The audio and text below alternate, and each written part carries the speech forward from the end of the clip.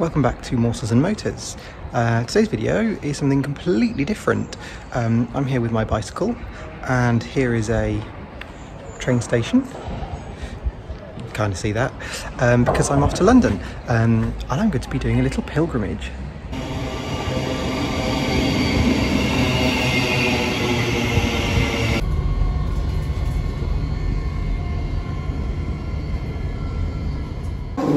Having arrived in London into King's Cross station, I now walk through the Underground and head to the Hammersmith and City line to take a Underground train to Aldgate East. So I have my coffee and I am in Wapping, in kind of Docklands area of London, because I'm going to Artichoke Hill. It's a street, it's not a very exciting one. It's a very short street, but it's quite a significant one for fans of TV of 1984 to 1986-ish, because it's where they filmed The Bill, or the police station of The Bill.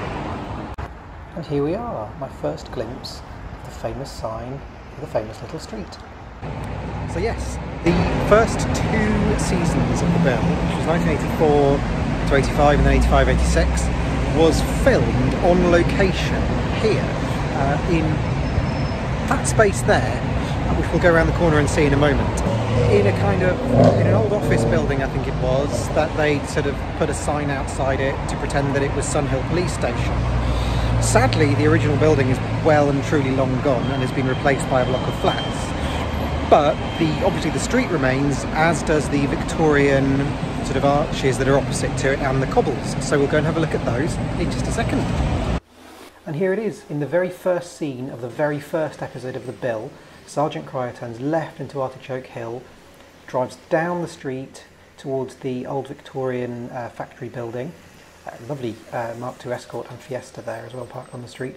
Then he turns right into Pennington Street, proceeds a little bit further, and then takes a right into what was the building that was there at the time, which was Sunhill Police Station.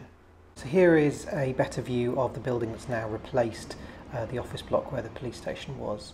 And then a little bit further down Pennington Street, you can really get the sense of the Victorian industrial architecture that this area of London is full of.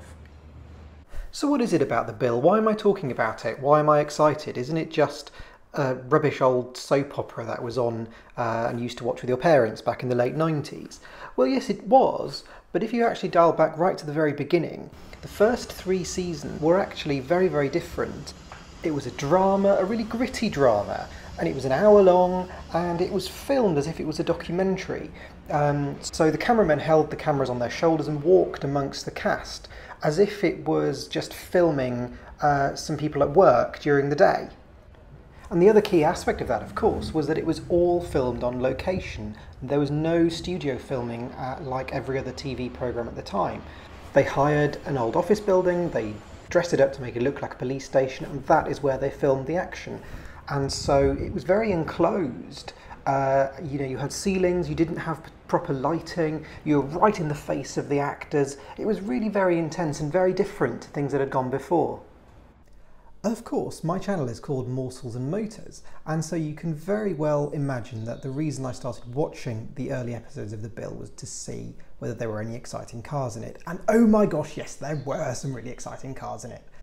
And so, as well as Sergeant Cryer's Mark IV Cortina, which we've already seen from the inside, we've got, for example, here, this is Inspector Galloway's lovely beige Mark II Cavalier, which replaces a Cortina that he had also before. Then moving down a notch, poor Ted Roach drives his ancient clapped-out old Maxi, which is used in a few chase scenes. Whereas Detective Dashwood gets to drive this rather tasty yellow RS Spec Escort Mark II. We have another Escort Mark II as well, this powder blue one. It's probably a popular, and that's driven by PC Smith, a bit lower down in the ranks. As well as the police cars, we had some cars driven by the villains, of course, and they often drove Mark III Cortinas, like this one, which is involved in an accident in the brilliant episode Ringer, where this poor lady is genuinely cut out of the Cortina after the accident. And then at the end of Ringer, there's another Mark III Cortina involved, driven away by one of the villains who'd ringed a car, and here PC Muswell manages to use some inventive techniques to stop it in its tracks. And look, amazing stunt work for the mid-80s TV. They were always very good at being appropriate with what cars they chose as well. So for example, Chief Inspector Brownlow, who's the most senior officer, drives this very nice metallic blue Volvo 240 Saloon, and is actually brand new in this episode. So it kind of shows his status. There's obviously this hilarious scene where he goes to a local estate to talk to some of the youths, and whilst he's doing that, his car is siphoned. Great fun. Of course, for me, being a base model junkie, the most exciting cars in the build are always the Panda cars, which are always the really basic models of, for example, the Metro here, driven by WPC Ackland, and there's a lovely interior shot as well. And there's lots of Mark III Escorts with no passenger door mirrors to show that they're so basic, which is really exciting. So the realism of the filming that I hinted at earlier didn't just extend to the interior shots. So if, for example, there's a scene where the police officer are having a conversation in a car, like this one on screen, the cameraman is there, sitting behind them, and he's also there as they're getting out of the car, gets out of the car with them, and in one continuous shot, walks up the garden path with Galloway and Ackland, and enters the next scene. It's really quite unique. But after all the cars, what's the most iconic bit of the bill that everybody thinks about? Well, of course, it's the cobbles, and it's the walking along the cobbles. So having bothered to travel all the way down to Cobbley, Artichoke Hill and Pennington Street, I couldn't quite resist giving it a go myself. Well, I hope that you've enjoyed this video. As I said, it's very different, but I mainly hope that it's inspired you to go and check out the first couple of seasons of the bill if you're a car nut like me of rubbish, crappy old cars from the late 70s, early 80s. That's my era, and that's why the first couple of seasons, 2 or 3 seasons of the bill, are just up my street. I was actually really delighted, having gone there just for the cars, to find that I actually really enjoyed the programme itself. I enjoyed the style of it, the feel, the real gritty feel of mid-80s London and the East End. It really brought me there and gave a good context to the cars I love and why I love them, because that's when they are from. If you are interested, some early episodes were available on the UK TV channel on Catch Up Online, but I think they've just disappeared recently, so you can find a DVD set of the first 3 seasons, because the first 3 seasons is what you want. After that it goes to half an hour. They are on eBay. They're not very terribly expensive.